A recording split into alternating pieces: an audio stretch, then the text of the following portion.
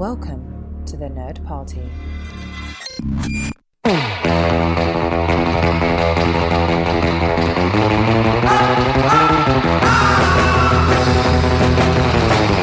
Hello and welcome to another episode of Missing Frames. This is the podcast where we watch all the movies we should have seen by this point in our lives. I'm your host, Shawn Eastridge, and joining me, two guests this time. This is just insanity. And they're both first-time guests. I'm so excited. I hope you out there are excited as well. First, we have Julia Barton. Julia, welcome. Hi, I'm Julia, and this is my NPR voice. And then we have Ryan Lambert as well. Hi, I'm Ryan, and this is my regular voice. And yeah, everyone we have a whole variety of voices for you because that's what we do here on Missing Frames. We've spared no expense to bring you entertainment out the wazoo. But we are going to be watching Pulp Fiction, which Julia has never seen in all her life. Ooh. And I found this out. So we all actually met a couple months ago now at the Atlanta Film Festival. Yep. And we've been talking about doing an episode of Missing Frames. And this worked out because I know it's the 25th anniversary of Pulp Fiction. It was last month. So we're a little late, but that's okay. Better we're late picking than up the never. slack. I can't believe this movie's 25 years old. Yeah, I didn't see it 25 years ago. I actually remember watching it for the first time on an iPod because I had to download it so that my parents didn't know I was watching it. I was a little too young to be seeing it and watched it on How the screen. How old were you when you 4 watched inches it? across. Maybe 12 or 11. Yeah, that's a little too young. A little too young given the content, which you will find out very soon, Julia. Okay. But now I would say it's shaped you and made you the wonderful human being you are today. I would go so far as to say yes, that is correct. That's why every sentence I have is laden with F words. Yes, I have a hyper-violent personality. Yeah, that was the first thing I noticed about you. Ryan, I got to get him on the podcast. He has a hyper-violent personality. Because before the conversation, when we first introduced each other, I was beating someone up. Yes. In the alleyway, which I thought was odd, but you. There was like a finesse to it. It was an art form, and I liked that. Yeah, I like impressive. The essence of cool. Choreographed almost. Yes, I would say so. Well, the first time I saw Pulp Fiction, this is, I think, the second Tarantino movie I'd seen after Kill Bill 1 and 2. Kill Bill 1 and 2, those are the first ones I saw, and I loved those. Have you seen those? No, I have not. That's a future episode. Oh, but those are great, and I was convinced. I was firmly convinced. I was like, I love those movies so much that as great as I hear Pulp Fiction is, I don't imagine I would like it more just because Kill Bill was my first one and I'm always going to be partial to that. And then I saw Pulp Fiction and I was like, oh, wait a second. That is fantastic. That really might be, actually probably is the best movie of Tarantino's. I still think it is. But Julia, where do you sit on the Tarantino bandwagon? Are you a fan of his? Have you seen any of his movies? I actually have not seen a lot of his movies. Which ones have you seen? We would have to kind of Let's go chronologically. Yeah. Okay, Reservoir Dogs. No. And we know you haven't seen this one. Does True Romance kind of count? He wrote it, but Tony Scott directed it. Yes. But I still no. Still no. Okay, either way, no. And then what was after that? Jackie Brown in 97. Yes. No. One of my favorites. Yeah, Jackie Brown's good. And then was Kill Bill after that? Mm-hmm. Kill Bill 1 and 2. Haven't seen those. 2. And then there was Death Proof as Death part of Proof. That's right. the Grindhouse with Robert Rodriguez. Yeah, Death Proof I wasn't a huge fan of. How are you guys not using flashcards right now? Let's get this on record. We're just going through this without IMDb or anything. But and then was it Inglourious Bastards? Yeah, in 2009. I have seen that. Okay. Did you like that one? I did like it. Okay, great. Cool. So far so good. And then Django. Mm-hmm. Oh, I love Django. He does this visual poetry thing that I absolutely love. Next time you're watching Django Unchained, keep an eye out for anything white being dyed with blood. Oh yeah, when he shoots the guy running away in the field and the flowers get painted. That's with not the only one blood. either. It's also the tablecloth. It happens about 4 times in different situations. It's also, a visual theme. All the white men who end up getting shot and peppered in blood. Metaphor? I think it absolutely is. Mm-hmm. Foreshadowing, if you will. Yeah, absolutely foreshadowing. Absolutely. I love that. I'm a fan of Django Unchained. Okay, great. So you're a Tarantino fan, clearly. And then Hateful Eight. The Hateful Eight was the most recent one. And now Once until Upon a this year Time in in Hollywood is yeah. coming out. I do want to go with see Leo that. and Brad, Mr. Pitt, Margot Robbie. And Margot Robbie. That's right. It's gonna be so Dakota good. Fanning is one of the Manson family. Is she really? Oh This is my gonna be so gosh. good. But yeah, I think it is incredible. So Reservoir Dogs, I like Reservoir Dogs, but I don't love it. I don't know where you sit, Ryan, with Reservoir Dogs, but a lot of people really love that movie, and I've always been like, yeah, it's good, but I haven't really been in love with it. I think I like it more in theory. Just the fact that your first film is so iconic in that way, and you make something that's basically all set in one location is just really smart writing-wise and budget-wise. Yes. So it's aspirational in that sense. But I don't know. I don't know if I'd ever consider it one of my favorites from him. Yeah, I'm with you on that. But what the crazy thing about it is I forget that Pulp Fiction is his second movie. The second movie he directed. Barely 2 years later, yeah. Yeah, and it's like, it won't, I'm telling you, it won't feel like a movie directed by someone who's only just getting started in their field. It feels like, it's no wonder the movie blew up and became such a huge thing. It revitalized the careers of everyone in it. You've got John Travolta, Uma Thurman, Samuel L. Jackson. I think Uma Thurman, this kind of kicked her career it was off. Towards the start of hers, but... Yeah, but John Travolta and Samuel L. Jackson, I think...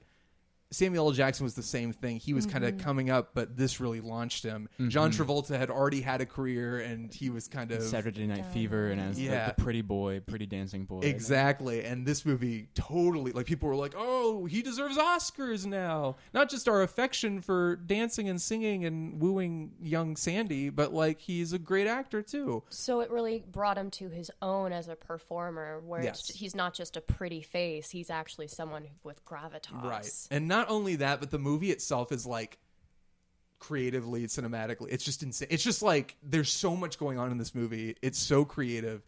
It's very exciting. Okay. I'm excited for you to watch it. I'm very excited. Do you have, what are your, in terms of, I know you just said you're very excited, but is this something you've always wanted to see? Are you really genuinely looking forward to it? Do you think you would ever have seen it if we hadn't sat you down and forced you to? To be completely honest, I don't think I would have ever seen it if I wasn't sitting down with you guys and watching it. But that's because it's an ex movie. You know, one of those movies that your ex really loved. Oh, no.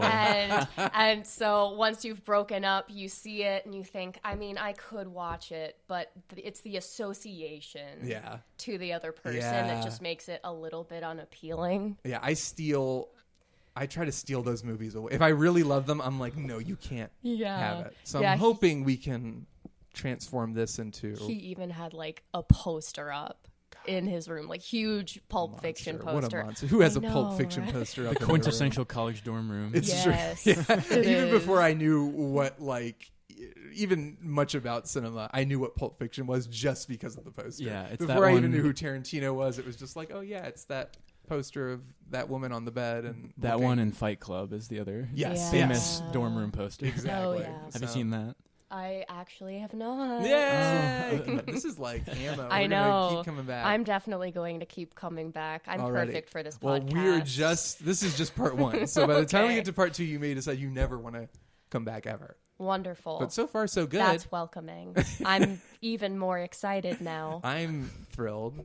How about you? Are you excited? I'm excited to be turning and looking at you, Julia, over the next 2.5 hours and really almost studying you on a scientific level as you react to everything happening on screen. You'll be under the microscope, trust me. Yes, it's going to be great. No pressure. No pressure whatsoever. None at all. All right. Let's do this. We're going to go watch it and then we'll come back and talk about it.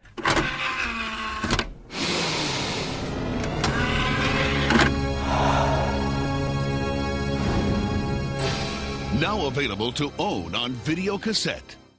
All right, we're back, and Julia's wandering around the apartment because she needs to work her thoughts out. She's shaking her hands from side to side. She's shaking her hands. This is the first time this has ever happened in Missing Frames history. We're trying to see if this is going to... All right, Julia, you join us when you're ready. But Ryan, so you've seen this before. Yes, and I think this might be my third time seeing it all the way through. Ever. Wow. But if you count all the memes and quotes and clips, right, I've probably seen it at least two additional times. That's true, because it's funny, the John Travolta where he walks into the Willis house and he looks around confused trying to find Mia's voice. That smart expression on his face. I've seen that meme all over the internet. and it's one of the most delightful things on the planet. And I realized watching this that I have not watched this movie since saw the meme. I've seen the meme. Yeah, which people have inserted John Travolta in all every manner possible of situations. situation. Yeah, it tickles me each and every time. All right, Julia's she's back. She's ready. So, Julia, what did you think? Adjust the mic. Get ready. What did you think of Pulp Fiction? All I can really, I'm still mind blown by the whole experience, but all I can say at this point is my ex had excellent taste. He put the X in excellent. He sure did, because he likes this movie and he's dated me. Yeah. Yeah, there you go. I think what stood out about this movie the most is the mastery of pacing. Most of the time, at least in my opinion, movies don't take enough time to honor moments and let them play out. They just kind of cut to the next thing. Mm-hmm. And it's part of why it's a longer movie, but it makes it even better. Yeah. Quentin Tarantino masters the use of silence, which also adjusts tension and flow. It's just... He's great. This is his second movie. This is the second movie he directed. I don't know. I'm a big Tarantino fan, but I don't know necessarily... I'm pretty sure Reservoir Dogs was the first thing he ever really shot. I don't think he'd done, like, short films. He basically was like he worked at a video store and was just a movie junkie. And he was writing scripts and trying to sell them and trying to make it in Hollywood. And then he got the opportunity to make Reservoir Dogs, and that's what blew him up. But I don't think, and anybody correct me if I'm wrong, and I'm sure if people at home listening to this know I'm wrong, they'll be screaming at their computers, or at least I hope you're screaming at your computer. I don't think he shot anything other than Reservoir Dogs. There was a short film in 1987, I think, called My Best Friend's Birthday. Gotcha. That was incomplete because the tapes burned, actually. Like, it was... Really? You can find about 10 to 20 minutes of it online, but it's not all there. I didn't even know that. I have to look this up. But this is pretty insane. That's, I've seen Pulp Fiction a number of times, and it's been a long time since the last time I watched it, but that's what struck me. Like you said, the pacing is so on point because it's a 2.5-hour movie, and it doesn't feel like 2.5 hours. It feels like 90 minutes. Which is the best kind of movie, the one that no matter how long it goes on, you never feel the length of it. Or you want it to keep going almost. You're almost like, oh, damn, it's over. Yeah. There was a distinct moment when I was sitting on the couch and watching it, and I just thought I could watch another 3 hours of this. Yes. Yeah. Yeah.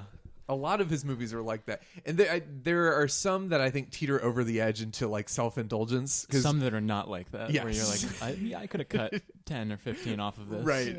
Yeah. But Pulp Fiction is one of the examples of Tarantino's work where it's like on every cylinder, it's just perfect, and it's almost. I personally feel like this is his best movie. I think you can have personal preference, and there are movies where he almost bests himself, but like to me this feels like the purest expression based on the rest of his filmography of what he's going for with his career. Every scene just exudes cool. There's no real other way to describe it. Everything is just so cool. Yeah, like the dialogue, the words tumble out of people's mouths. Yes. They just have this nice flow to it. Yes. And even everyone's mannerisms, the way that they walk around, the way that they like move their hands when they talk, the way they smoke cigarettes, everything is just like the soundtrack. Yeah. Oh, the soundtrack is so cool. It's just like you want to like walk down hallways with sunglasses whenever the soundtrack or drive. Pops up. Yeah, or drive. Yeah, drive pop anywhere. Pop that in the get some 6-disc heroin changer. in your system and just go for a drive. But yeah, I think that's one of the movie is almost effortless. That's what's so weird. Like that's what I was saying before, where it's like you will not believe this is this guy's second feature because it feels so like this guy's been doing this for years. It feels like a late career entry, but it feels like a culmination. Like again, it feels like a culmination, and I wonder if that's frustrating. So Tarantino, I don't know if you know a lot about Tarantino. He's like one of the I know he's listening. He's like one of the like smarmy. He's kind of a smarmy guy. Like he's very like into himself. He knows he's hot, and he knows he talks exactly the way his character Jimmy talks. He's very like, if you watch interviews with him, he's I put it together that way because I know it's brilliant, and he just like is a very like nerdy, very energetic, a delight to watch, but totally into himself. Like he is so into himself, which you would hate, and some people do hate, but I can't, because he's so good at what he does that you have to be like, it's kind of like it, not quite the extreme of Kanye West, but almost a comparison. Like it's like, it's very similar where Kanye is like, I'm an artistic genius. That's kind of like what Tarantino is, except he's dweebier than Kanye. The thing about Quentin Tarantino and that movie, I'm sorry, I'm still completely mind blown. I'm talking I might need to walk around again. Take another laugh. But he backs it up. Yeah. It's like he talks the talk and he walks the walk, so you can't Oh my God. It's like, yeah, he may be arrogant, but like, he brings his A game, so Pulp what can you Fiction do? He talks smack and he walks it back. Yeah. Oh, wow. That's good. You should be writing these movies. Stay tuned. That's the dream. But I love, one of the things I think that maybe it didn't caught me off guard because I'd seen Kill Bill and I kind of understood the style he was going for, but I think it would be interesting to hear your opinion, Julia, but like, did it catch you off guard how funny it is? It's almost sitcom-y in a way. Like, it's like, these two hitmen just hanging out in the car and just talking about Royales with cheese. Like, it's so much of it just feels almost like it's almost a comedy more than like a serious drama or a thriller or anything of that sort. It's like a very stylized comedy. But was that like a surprise to you that it was so funny almost? Yeah, I would say that it was. I was under the impression it was a dark comedy. What genre is it classified as? I'm not really sure. Yeah, I guess just you always could put like, it as it's like, like it's a Tarantino movie. Yeah, it's hard to really put that in a box. They're really their own thing. Yeah. I guess you could call it like a crime thriller comedy. I think Pulp Fiction is probably the best way to describe Pulp Fiction. Yeah, but like even the crime and the thrilling aspects of it are so on the fringe. Like they're all criminals, but there's not really like crime-driven plots. In a way. We're not watching the action in the movie is pretty minimal for the most part. Like the most action we get is with Bruce Willis, Butch, and Marsellus in the Gold Watch. In the Gold Watch. That's the most action I think we get in the entire movie. Yeah. It's not really gun shoots and like car chases and explosions, though. Like these things kind of show up, but it's the scenes between those scenes, the long drawn out scenes of people talking to each other. Exactly. It's like the things that you like any other movie would have been like, oh, that's skipped on the cutting room floor. Yeah. But this movie kind of relishes those moments. And aside from the humor, what was the biggest surprise for you? Like what, as it started off, what kind of pulled you in and kind of caught you by surprise pleasantly, or what was the moment that really kind of brought you into it? I would have to say that it's a series of vignettes. I was under the impression, well, I didn't know much about the movie going in, but I thought it was just a very linear plot line. I was very pleasantly surprised. Well, this is great. Yeah. I love vignettes. They're one of my favorite forms of storytelling, and one of my favorite modes of telling a story as well is a bunch of people who have very loosely connected lives, and so that was absolutely my cup of tea. Yeah. Although it would be more appropriate to say cup of coffee. Gourmet. Gourmet, please. Yes. I think LA is such a great setting for a movie like that, for anything that deals with vignettes and like a eclectic cast of characters spread out, because it's such a sprawl and there's so much going on there on any given day. Like, I don't know if anyone's ever seen Shortcuts or the movie Bug, but those are two. Wait, who did Bug? It's not the William Friedkin Bug with Michael Shannon, the guy who did The Exorcist. It's like I couldn't even find it online when I found it at a video store, but it's like 30 characters all like interacting based off of bugs and cockroaches and stuff. It's funny. It's good. But the point being that in a city like that. New York too, just perfect for vignettes. Mm-hmm. Yeah, I haven't seen. I'm trying to think of. I know there are movies that are like this that came out before Pulp Fiction, but I remember just like the reaction to the movie, like people losing their minds over this because of the fact that it was so all over the place. My brother, who I love so much, but he does not like this movie, and he. I remember he asked me, he was like, well, it doesn't even have a plot. What's the plot? And I'm like, it does have a plot. It has like 5 plots. I know that's a little confusing, but like it is kind of structurally, I guess it felt fresh. I think at the time, I mean, this is 94.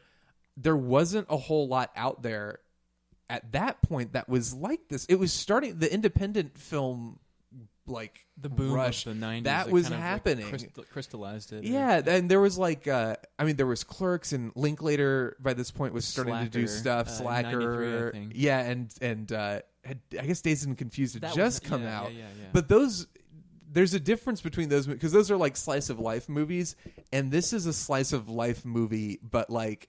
And this is with all due respect to Kevin Smith and Richard Linklater, because especially Linklater I'm a huge fan of, but Tarantino almost brought the like cinematic quality to it, and he fueled it with like the drama and the tension that was missing from those movies. Because Linklater is more like, oh, just kids hanging out. They're talking. even more like rambling, Yeah. digressive, than Exactly. something like this. And I love that, but it's same with Clerks, but like this was very like really cool people that you want to spend more time with, almost like you want to get into that world a little bit.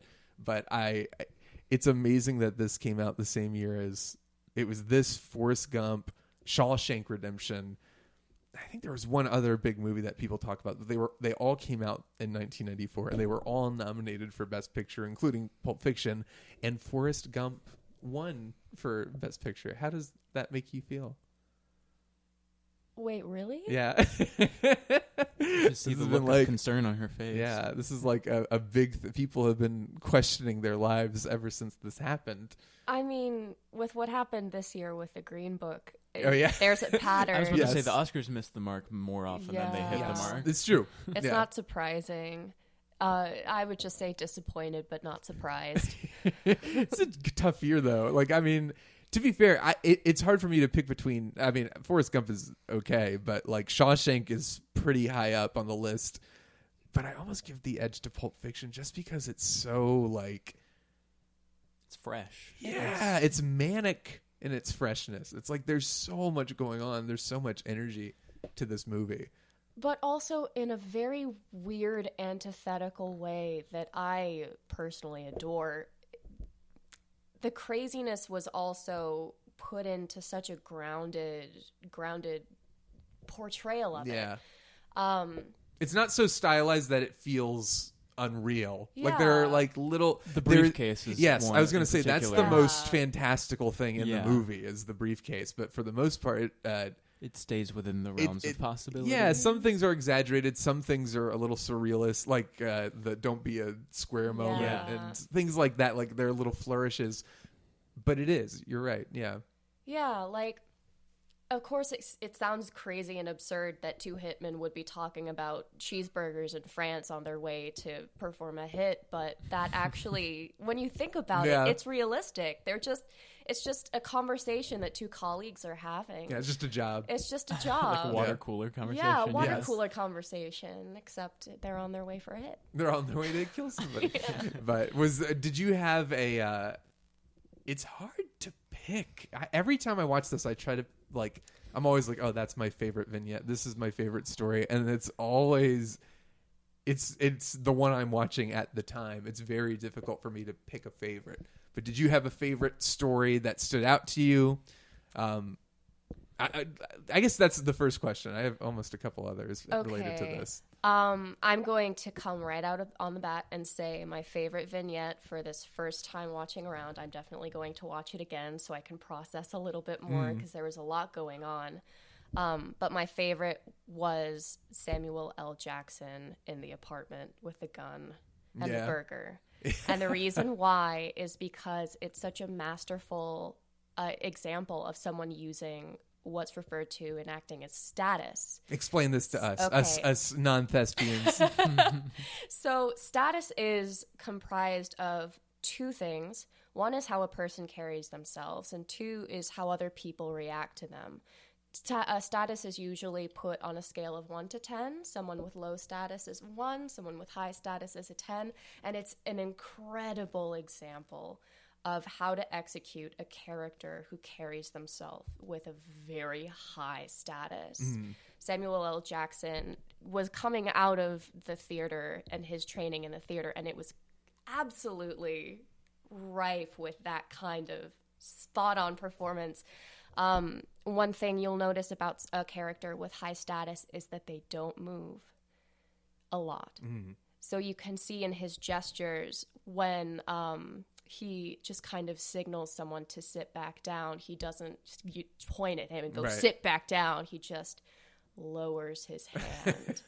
And the thought process and the methodology behind that is that's all someone with high status has to do. They don't have to exert a lot of energy to get other people to do what they want. Another visual example for it would be a CEO walking through an office. You'll have assistants buzzing around them because they're low status, but the high status person and the CEO is just walking right through with their coffee on their way. And it's a master class in how to play status. Yeah. I'm still thoroughly impressed. His vocal control is very impressive as well. And that's another part of status as well. You don't have to raise your voice. And the only time he raises his voice, it isn't even because he has to. Yeah. It's because he wants to. It is. He's almost playing with it. He is. He's playing with his power, and he's playing with his station. Yeah. He is praying. Yeah. It's really good. It's just so good. I can't wait to see it again. Let's talk about Bruce Willis, who I didn't even... This movie is so full of people that I sometimes forget that Bruce Willis is in this movie, which is funny because I love him so much in this movie. But he is the second big vignette. Like there's I guess there's Jules and why can't I think of what is Vincent. Jules and Vincent. And there's this sort of broken up. Like the Gold Watch is almost the centerpiece of the movie. It's the one that goes on the longest and is the most straightforward in a sense. Right, because that follow you have the opening with the honey bunny and what's his name, and then you have the scene with them, and then it goes into the date with Mia, which is that's the first extended story, and then you have Bruce Willis as Butch, his story, and it was the same for Bruce. This movie is full of people who were like all stars, but all kind of like fading. Like I think Bruce Willis had just come off a couple not great movies. Was North right before? I haven't seen. Oh my God, let me look this up real quick. There's this movie called North that if I can mention it, bless you. If I can mention it every. That was released the same year as Pulp Fiction. There's a terrible, terrible movie called North that Bruce Willis was also in. But basically, he'd been coming off a few not great big budget movies, and his career is kind of like floundering a bit. So he did this, and again, the movie revitalized his career as it did everyone else's. But how was it weird to see him pop up in the movie? Because I don't think I forgot to mention. We both forgot to mention that he was in this when we did the first part of this episode. So the first second I saw him, it was definitely a shock. But then the very next second, I was just sucked in. One of the marks of a really good actor is you can just watch them listen to someone and they just suck you in. Yeah. And that was most of what that scene was. Because it's just it's just him. Mm-hmm. Marsellus is doing all the talking, and he has to not just sit on screen there. at all. Yeah. Bruce Willis just sits there and listens. Yeah. And it's a visual version of Tarantino's mastery of silence in a way, because we're not seeing the person who's speak. We're just watching someone listen, and that's in a way more engaging. Yeah, the stillness of it, which is almost visual silence in a sense. What I like about revisiting something you've seen multiple times is that you pick up more detail each and every time you watch it. And something that stood out to me this time is that both Mia and Marsellus Wallace, their reputations precede them in a big way in the film, because they're both discussed heavily in the first scene with Jules and Vincent, long before either of them appear on screen. And even when they do appear on screen, like when Marsellus' first scene is with Butch, you only see the back of his head or him from a distance in the shadows. When you first see Mia, you hear her voice reading off the note on the front door, and you see her lips talking into the intercom, but you hear about them and see parts of them before you see them fully. And I thought that was true. Interesting. They do a great job of, again, exposition and dialogue is one of the hardest things to do, because it's basically the equivalent of like, have I ever told you that I used to da-da-da? And the way he pulls it off in this movie to have those, like, you set up the threat of Mia and what's at stake just with like this really fun, entertaining story of like this guy who gave her a foot massage. Allegedly. It's like, allegedly gave her a foot massage and got tossed out a window. But it's like, what a brilliant way to set up both how dangerous Marsellus is. And you know these guys work for him, but like you immediately get the sense that he's dangerous. And then you set up like, oh, he has a wife and don't mess with her.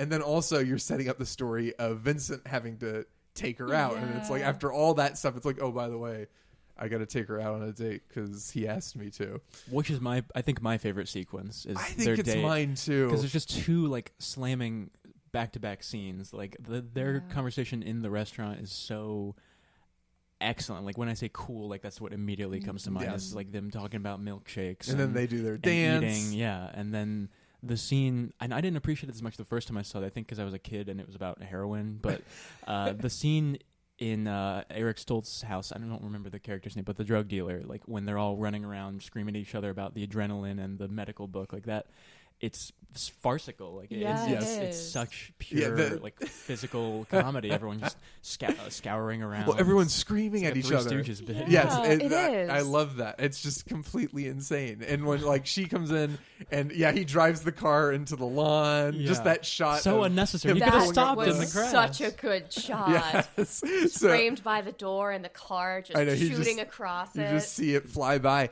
and everyone's freaking out. Everyone's screaming at each other, and it's just like pure chaos. But it's so the movie, like it never ceases to amaze me how like genuinely funny it is, even in the most horrific moments. And I love the way because that scene moves so it's so like everyone is like high energy and crazy and like, what's going on? Oh my god, what's that? We have to do this. And then when they get to the countdown, when he's like, you gotta stab her, it just stops. It's also silent. Exactly. Yeah. So they just slow it down for the count, and you feel every second of the count before he has to get her with the adrenaline shot. But I loved that, and like you said, the energies are completely different. But I think I'm with you.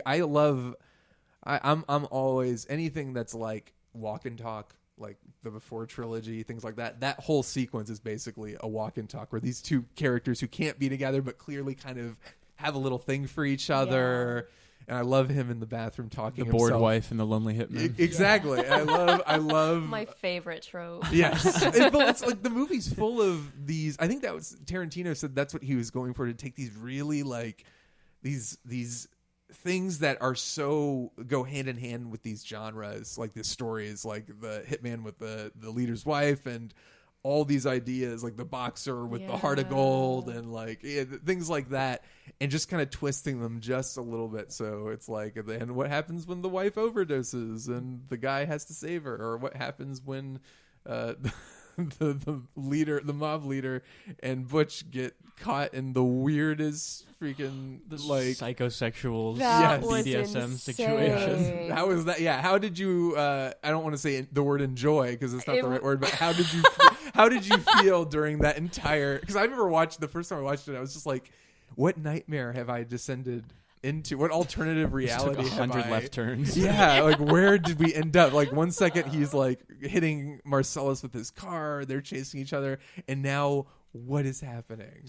So I want to start off by saying another great thing that Tarantino did visually, pacing wise is we never see Marcellus's full bare face until he's on that crosswalk. That's true. I forgot about that because I know it's Ving Rhames and I've seen the movie before, but I forget that you don't see him until that moment. And so not only do you have the impact of one second, let me gather myself. So you see the back of his head, you see him half cast in light in the bar, and then you see him with sunglasses on for the rest of the movie. And so what it does brilliantly is it puts you in the same seat, literally the same seat, because Bruce Willis is in a car seat, that Bruce Willis's character Butch is in, because the penny doesn't fall instantly. And so you have that moment of recognition at the same time as the character, which is absolutely incredible. And so you have not only the impact of realizing who it is, but you also have the impact of seeing him for the first time. You get double tapped visually, and then the chase is on.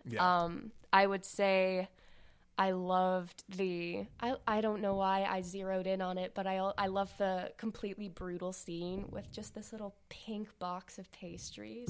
I know. I thought that was a wonderful visual touch. Yeah. There's this like huge black guy, the most imposing force in the movie, just carrying along this little pink package of pastries. It's so funny. Oh yeah. And it's still in the shot when he's staggering across the street as well. Yeah. Which was just so wonderful to see. I would say, in Looney Tunes when Bugs Bunny just kind of pops up, looks around, and says, "Oh, I knew I should have taken that left turn at Albuquerque." Multiply that sentiment times about 1,000, and that's how I felt about scene. That whole vignette. I think that's how they felt too. I just love it.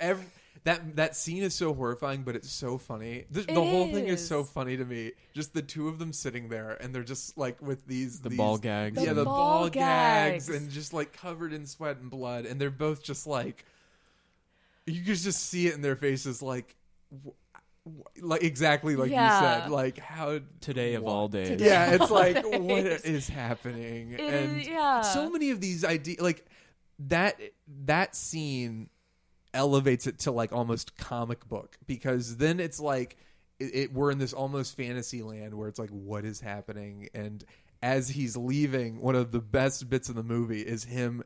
First he goes back, but then him with the weapon selection, trying to pick which weapon to use. That felt to me, having seen Kill Bill and coming back to this, I was like, of course he would go for the katana. Like, it's like the weapon of choice. But it feels to me like that's one of the most overtly, outside of the dialogue, that's one of the most overt moments where Tarantino's like, this is who I am as a filmmaker. Like, this scene where, like, pick the weapon of choice.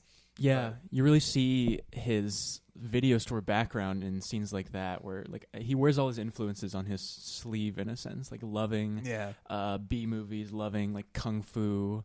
Even the sequence where they dance in Jackrabbit Slims is like an homage to a movie from France in the 60s called Band of Outsiders, where like the three characters have a little dance scene where they're doing some of the same moves. Yeah. Wow. If you Google just like where the influences are and where the homages are, they're loaded all throughout the movie. Yeah. I mean, he's like a DJ. He's like a a video like DJ remix artist. Yes. Like it's just he's like the girl talk of cinema. He really is. But it's this movie almost makes you. I don't feel that bad when I laugh at the stuff that's horrible, because the movie clearly wants you to see it as absurd. But like that scene in particular, I'm always like, oh my God, what is happening? Even when they kill off like our lead quote unquote character in the middle of the movie when he walks out of the bathroom. My God, yeah. That scene, first of all, masterclass in tension and silence, as we've been discussing. Absolutely. But then when the Pop-Tarts exit the toaster, it's comic. It's the lowest moment perhaps, but it's just so funny.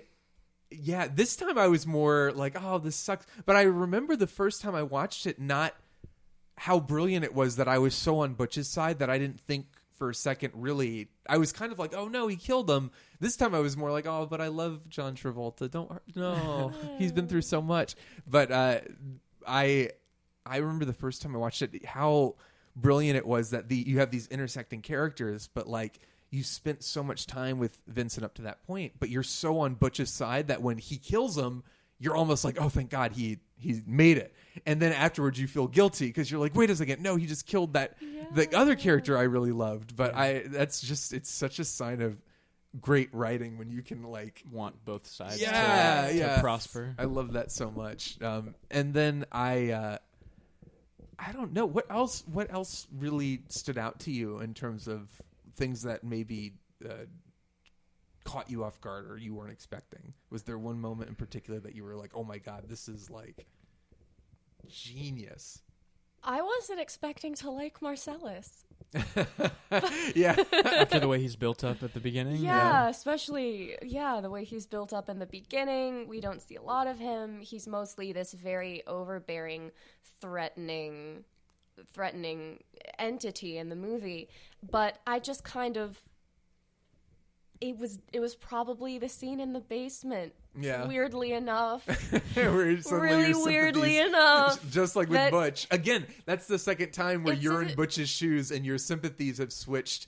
First time is when you see him on the street, and then the second time is when you realize you're like, you can't leave him down there. You can't. You can't. But let me ask you this. What do you think is in the briefcase? This is like one of the big conversations amongst film buffs and fans is what is in Marcellus's briefcase. Okay.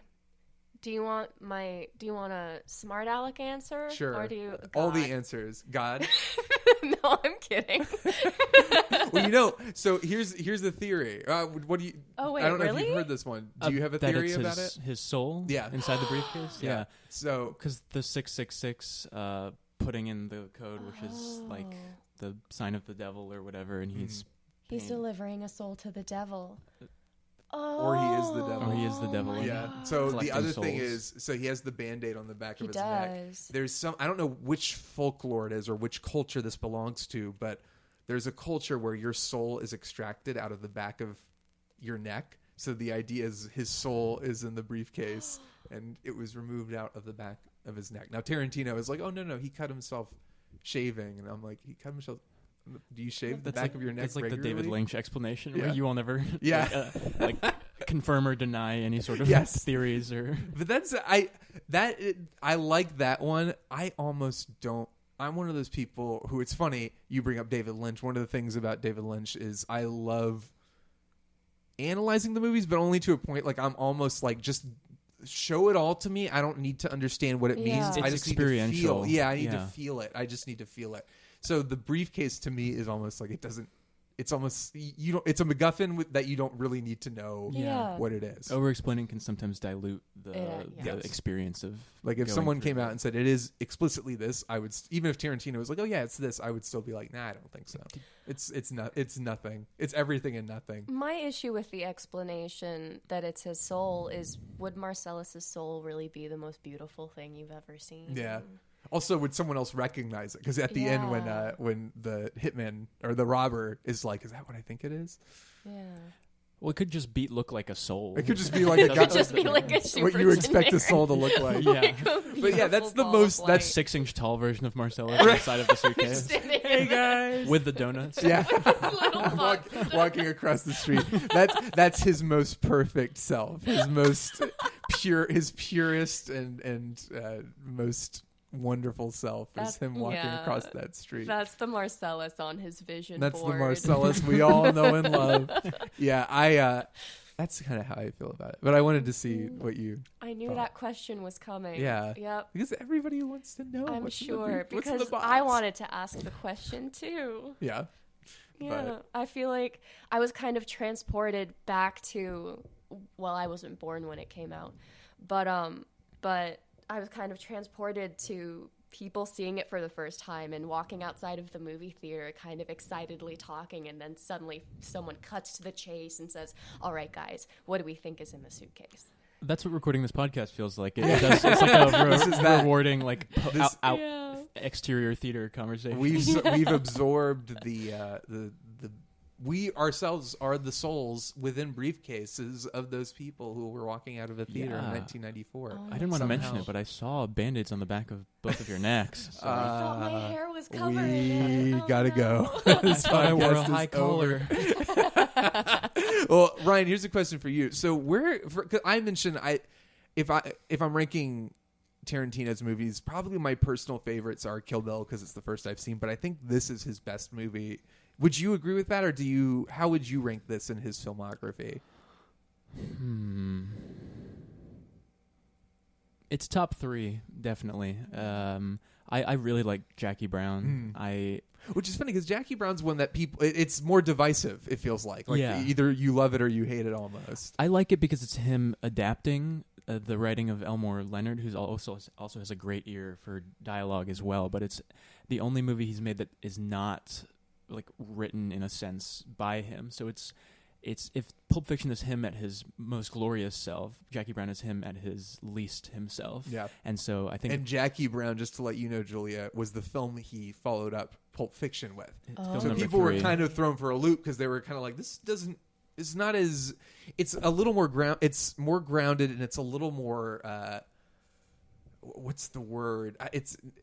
Not necessarily not energetic. It's more somber. It's more mature almost. Yeah. It's a more mature film. Like it doesn't feel as crazy or manic. It feels a little more like, all right. Now I'm gonna do this, and we're just gonna make a movie here. I don't have to show off or anything. Yeah. It has flourishes, but it feels more mature. Yeah, which I like in a sense, in contrast to Pulp Fiction. So I'd put those two at somewhere in the top 3, and then I think Kill Bill as a full piece, like 1 and 2, is just such a masterful 4.5 hours. Where is a saga of revenge? Tarantino's been talking about the whole bloody affair. Yeah, he's been talking about that since his plan is to cut volume 1 and 2 of Kill Bill together into one giant movie and release it, and he's been talking about that since 2004. I would go see it. I want it to come out. I would go see it. I don't know what revival the deal theater is. Yeah, that would be amazing. I would sit through it. That'd be the longest movie I've ever seen in theaters. But is there anything about the movie that didn't work for you or that you were disappointed by? That's a good question. That is a very good question. Or maybe expectations that weren't met, maybe not necessarily in a bad way, but things that you were like, oh, I kind of wanted this to happen and I didn't get that. I wanted to see Mia a little bit more. Yeah, I get that. Let me gather myself again. All we really got to see, we got to hear her backstory. We got to hear that she was an actress and that she did a pilot, but we never get to experience any of her story really, except for the date that she goes on with Vincent. And we see this really cool, charismatic woman who just loves to have a good time. And again, she's like the epitome of cool. She is. And we don't get to see her that often. And what we do get to experience of her is mostly through the hearsay of other people. Yeah, it's very much a male-driven movie. It's not as much. That's like the most female perspective we get. I mean, you get Butch's girlfriend too, but like that especially, Mia is such a strong, intense personality, so fierce. Yes, I honestly would love to see more Mia. Yeah, I agree. I love this movie so much that I don't think about. It's hard for me to think about negatives, but that's a really good point. She's so good that you're almost like, I wish we got one more little. I love the little touch. Like I love that Vincent is there when Butch escapes and Mia is there, and they have that little moment where she's like, "Oh, I never got to thank you for dinner." And it's like, yeah, which helps with the chronology of it. Like if you were confused up until that point, you're like, "Oh, so this takes place after." It helps with that. But I also love the casual kind of. She's like, "Oh yeah, thank you." Like now they're back on professional terms. Like that very personal connection they had. This very intimate. To the edge of hell. Yeah, exactly. Yeah. He saved her life, but now it's just like, oh, back to business as usual. Yeah. I love that so much. But Ryan, what about you? Is there anything about the movie that doesn't hold up on this viewing versus last viewing? I think, and this might be because it's the most. I think it's the longest sequence in the middle and the most put together, whereas everything else is sort of bookended. Like you get half of the pumpkin and honey bunny at the beginning, half at the end, half of Vincent and Jules going to the apartment, half at the end. But the gold watch sequence being all together, I think, drags a little bit at the beginning. Like when he is in the taxi cab and before he realizes the watch is gone. Like after that, it moves and is great. But up until that point, I think I would probably trim some of that if I were to. That's exactly recut Pulp Fiction, which is probably blasphemy. That's exactly how I felt watching it this time. It was like, oh yeah, this part. It's the moment, like the story with Christopher Walken is so funny, but it's when you're trying to figure out like, okay, Butch is escaping, but now he's just kind of hanging out with his girlfriend, and they're just kind of talking and making out and like showering, and until he is like, "Where's my watch?" It's like. This is cool. These are cool people, but like, what's going on? Like, did you feel that at all? Like, because it's your first viewing, so was it kind of like, where is this going, or were you just so like enthralled and so like watching it for the first time and learning about all this stuff? I don't know if that's something that becomes more apparent on another viewing. I would say I actually liked having it drag on in the bedroom because all we really saw of Butch's character at that point was he's a boxer, he took money, I'm assuming he was supposed to throw a match and he didn't. Mm-hmm. Awesome. And the fifth, his ass goes down. Awesome. Say it. Yeah. All right, I can do context. Thank God. But that's all we know about him. We don't know about his personal life. So we have this blood, we have this panic, we have him not doing what he's going to do. We know some kind of violence is coming his way. So it's nice and pleasant to have him go home to his girlfriend and just have them talk about stupid stuff in the bed. It makes him more of a human character, and it also adds a touch of sweetness to his life. I really liked Fabiana's character. She was very sweet, but also had her own opinions about things. And the thing that really framed it as normalcy in this sea of crazy manicness, which is what I saw it as. I saw it as just a nice, normal oasis in all of this chaos. Yeah.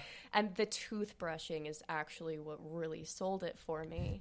Just having someone, it's in a way, if you look at it in a certain way, it's how we frame our day. Mm-hmm. It's something we do every morning and every night, and so it's just, it's docile, and I liked that it dragged on a little bit. That's a good point.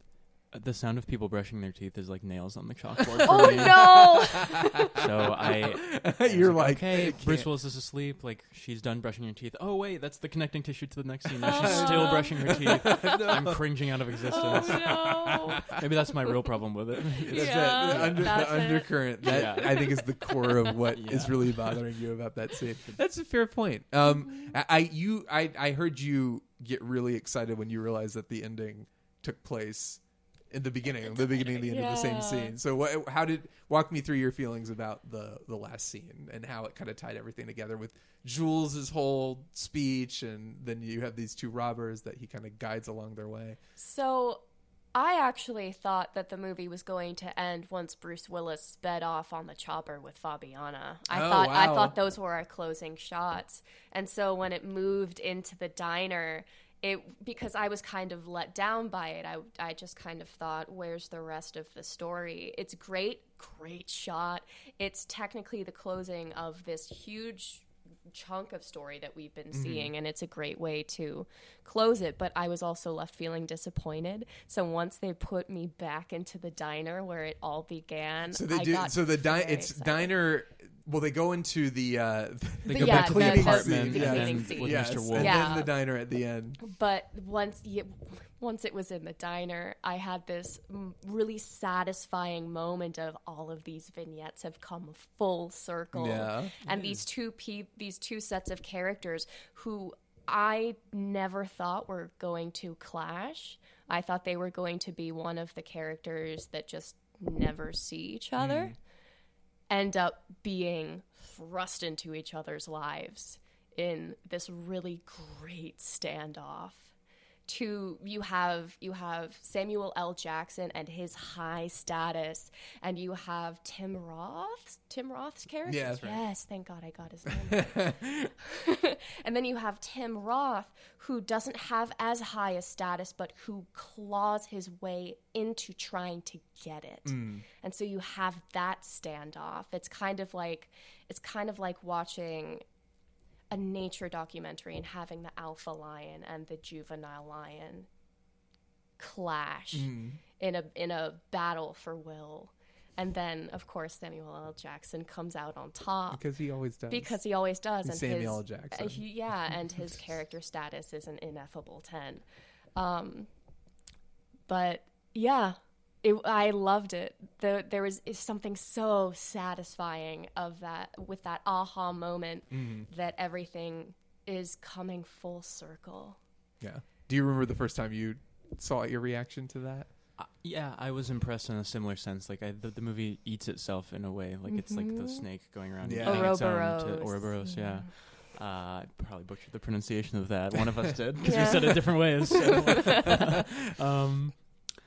But yeah, just that one, the shot from the side where Jules and Ringo, I guess his name is, are both sitting at the table talking, and they're in the foreground because they're the subject matter of this conversation, and then Vincent and Yolanda are in the background, but they're placed higher in the frame. You can see all four of them, and what's important is closer to you, but kind of the erratic element, because these two in front are calm, but the two in the back are the ones that they're holding guns on each other, and they could change the whole outcome of the scene. So I just love the staging. Love the staging of that. There's a term for that in staging, especially in theater. It's called use of levels. And weirdly enough, levels are also another way to portray power dynamics. And what I found very interesting was Vincent was visually at a lower point of power than Yolanda, even though Yolanda was the character with the least power in the scene.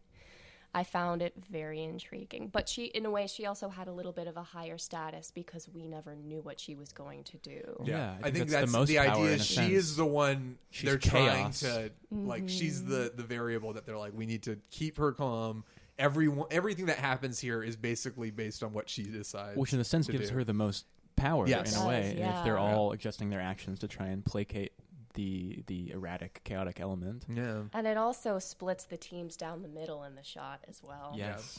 There's so much about this movie that I love. It's too much. It's every time I watched it, I'm like, this movie's so damn perfect. I hate it. We haven't even talked Harvey Keitel, who is so good, basically in a cameo, an extended cameo as oh, damn, why can't I think of his name? What's the guy's name? Winston Wolfe. Yes, the Mr. Wolf. He comes in and basically takes over the movie immediately. Yeah. Tarantino gets his little cameo in there because he needs it. But I love how... it's always fun for me to have everyone in complete chaos, and then you have this one character come in and say, all right, we're doing this, we're doing this. You guys need to do this, you guys need to do that. And Keitel plays it so perfectly. I wanted to make sure that I was on the record talking about how much I love him in this movie. There's so many scenes in bathrooms. What does it mean? Yeah. Mr. Tarantino, could you please come on the show and explain this fixation with bathrooms to us? There is a cool, there's levels to it, especially with John Travolta in the bathroom. If you don't take the movie as it plays, but take it and lay it out chronologically, each time he goes into a bathroom, he comes out to a chaotic situation that gets worse every time. The first time is when he goes into the diner bathroom, comes out, he's in the middle of a robbery, he has to Jules talks their way out of it. The second time he goes in on his date with Mia Willis, comes out and she is near death, overdosing on heroin. And then the third time he is gunned down by Butch in Butch's apartment. That's true. He's reading the same book every time, and that poor guy. You just can't catch a break with bathrooms. Can you imagine if every time you came out of a bathroom something horrible was happening? That's the most vulnerable position. It is. I guess it's better to have it happen when you come out than when you're sitting on the toilet. That's true. It could be worse. Literally caught with your pants down. That's where the expression, I guess, comes from. Maybe that's the idea. I almost see it as so much of this movie is about what happens in the more vulnerable states. So to have so much of the movie take place in a bathroom. If I was to read into it, it would be like, yeah, why are we spending so much time in this bathroom? Everything's happening in the main room, but you guys are having a conversation in the bathroom talking about ruining bath towels when like the important stuff is happening out there. It's like the epitome of this movie is that scene where he's like, they're washing their hands. He's like, what are you doing to the bath? You can't do that. And they're just like, I don't know what's going on. But yeah, it's a very, very interesting. Mundane shit in the midst of a whirlwind. Right, exactly. So, yeah. What else? Anything else we got to add about Pulp Fiction? Anything that we haven't touched on that we want to touch on? I might have to take another lap. You know that feeling when you've been outside in the sun for about 4 hours and then you walk back indoors and everything is just like, kind of a little bit dimmer because of the comparison? That's how my brain feels right now after watching that whole movie. There was so much to absorb, and I think I'd just like to put on the record that it's an absolute miracle that I've managed to be even remotely articulate when my mind is still trying to catch up with me. Well, that's perfect. And I'm so glad we got to witness this amazing... The christening. Yes, the christening. It's perfect. So, okay. So, final ratings... On a scale from 1 to 5 Royales with cheese, with 1 being the lowest and 5 being the highest, how many Royales with cheese would you give Pulp Fiction? On this first viewing. I'd give it a Big Mac. A Big Mac. Is that good? Yeah. Okay, good. Mm-hmm. Okay, Ryan. I'd give it a plate of French fries with mayonnaise. Would you give it a? I think I'll give it a $5 shake. This movie earned its $5 shake for sure. I definitely want to have a vanilla milkshake with some bourbon in it. That sounds delicious. Yeah. Let's just go get some milkshakes. Let's go eat all. Let's have a Pulp Fiction feast. No. Let's eat all the food that's featured in the course of the movie. And then we'll have a dance. And then we'll all go dancing. Then we'll do the twist. We'll do the twist. It'll be great. There is a great Pulp Fiction drinking game where you're supposed to take a drink every time someone smokes every time someone lights a cigarette. Oh, wow. My God. But you're not supposed to make it through that game. Yeah, that's good. You That's will die. yeah, that reminds me You will of end up like Mia. It will not be good. Reminds me of the Shrek drinking game. You're not supposed to make it through that either. Where's the Shrek one? Game? You have to look it up actually, because there are a bunch of different sets of rules, and some of the triggers are 1 drink, some of them are 2, and some of them are 3. But I can say without a shadow of a doubt that you will not make it through. I did the Shrek drinking game at the top of my heyday, and I blacked out. Oh. Shrek. 5 stars. 5 stars. 5 stars. For sure. Shrek gets 5 Royales with cheese. Perfect. That's Pulp Fiction. That's it. We did it. We made it. So I'm so proud of us. Thank you both so much. Of course. I hope we get to hang out more because this has been fantastic. Yes, thank you for having so us. much fun. Absolutely. Thank you for the pizza. Yeah, yes. you're very welcome. Papa John's. Papa John's. I feel proud sponsor. treasured. Not at all. God, that would be great. But what I like to ask people is if you're out there on the interwebs and people want to chat with you about Pulp Fiction and your feelings on it, where can they find you on the Twitter, on the Instagram? Where should they go yell at you? I am on the Twitter. I actually my handle just makes me think of vodka. My at Grey Goose. It's actually Julia Bird, so I was almost there. Yeah, my social media handle is the same across all platforms. I really lucked out on that one. It's Julia Bird with Bird spelled BYRDE. Fancy. Yes, very fancy. What about you, Ryan? You can find me on Instagram primarily at Kicking Pizza. And is it at all ironic that we ate pizza today and you didn't kick any of it? Well, I didn't. I had to keep myself very reserved. I had to. I almost lost it. I almost blew a gas. It's okay. I had to kick the Papa John's box. The night is still young, and I'm sure we have leftovers. Plenty of time. You're good. Time to kick. Yes, kick it. We can kick I'm it trying this to kick weekend. the habit, actually. And I am at YayShonderman on the Twitter. And you can check out The Nerd Party, which is the network that Missing Frames is a part of, at thenerdparty.com. If you like the show, you can give us a 5-star rating on iTunes, and everyone will get to see it, and that would be wonderful. And you can also check out all the other great shows on The Nerd Party. You can follow The Nerd Party at Join Nerd Party, and like the Facebook page, The Nerd Party, and there's an Instagram at The Nerd Party. So do all that stuff, and this is a delight. Thank you.